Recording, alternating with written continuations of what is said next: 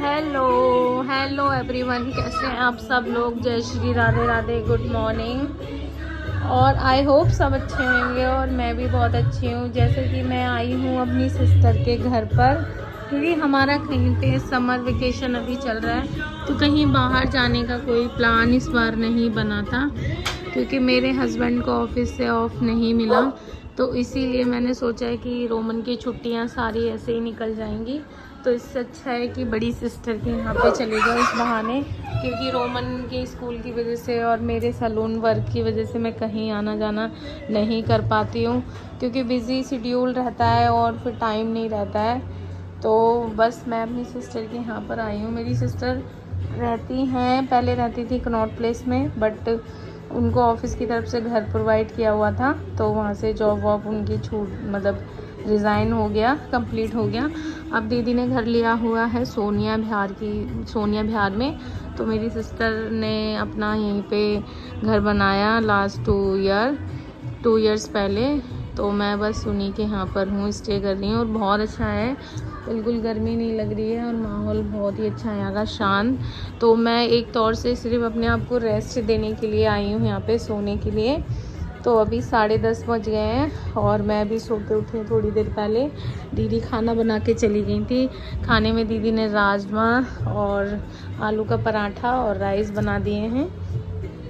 अभी मैं उठूँगी, रोमन को नहलाऊँगी और मैंने राधा रानी के भजन चला रखे हैं, तो मेरा फेवरेट भजन है ये, और मैंने इसको अभी रिकॉर्ड करके अपने यूट्यूब चैनल पे भी पोस्ट किया, आप सुनना ज़रूर। इस भजन को सुन के मुझे मन में बहुत शांति मिलती है, बहुत अच्छा लगता है और सारा मतलब ऐसा लगता है कि एकदम रिलैक्स शांति मतलब महसूस होती है। और मैं तो राधा रानी की भक्त तो बहुत पहले से थी, लेकिन अब ज़्यादा कुछ मेरा भाव मतलब आता है। मैं कई बार वृंदावन जा चुकी हूँ, तो मेरे को लगता है कि मैं जब भी वहाँ पे गई हूँ और मेरे को ऐसा लगता है आने के बाद जब मैं दिल्ली वापस आती हूँ, तो मुझे लगता है कि नहीं यार, मुझे वहाँ जाना चाहिए। और मैं जब भी अपनी आंखें बंद करती हूँ तो मुझे वहीं की गलियाँ और वृंदावन की गलियाँ, मंदिर, और मुझे बरसाना की सीढ़ियाँ, वहाँ चढ़ना, वहाँ कानों में से आना जय श्री राधे राधे राधे, ये सब मैं फील करती हूँ। तो मेरे को ऐसा लगता है कि मैं बहुत मतलब मैंने बहुत माइंड चेंज करा, किसी के कहने से किसी गुरुजी को माना और कभी किसी को माना। तो मुझे लगता है कि आपकी श्रद्धा सच्ची होनी चाहिए। कहते हैं ना कि मान तो आप कहते हैं सम्मान सबका करो, मान एक ही का करो।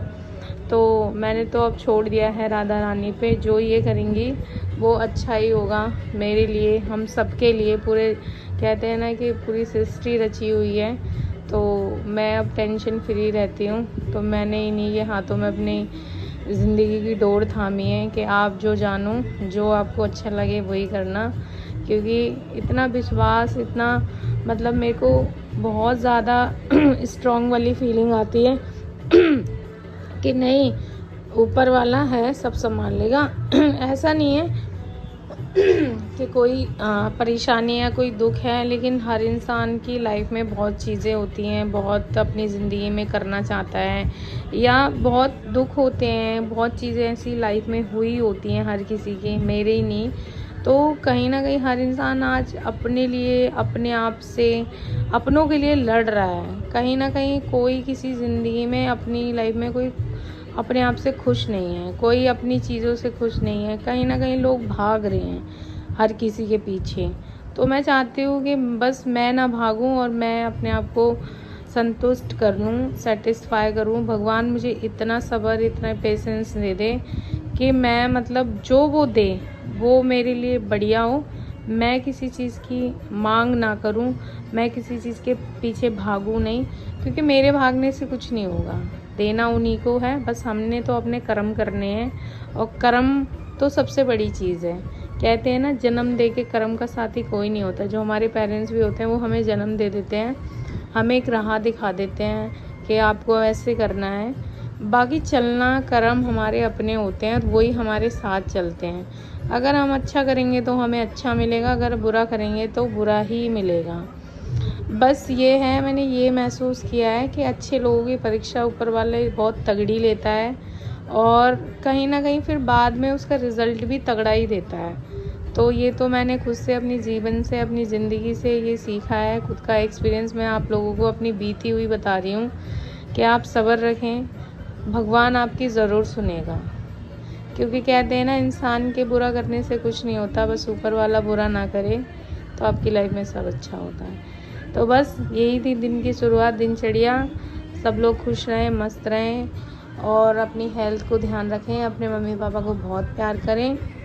मिलती हूँ नेक्स्ट ब्लॉग में, तो tata bye bye, thank you so much guys. और मेरे चैनल को आप बहुत सारा प्यार दें, लाइक करें, शेयर करें।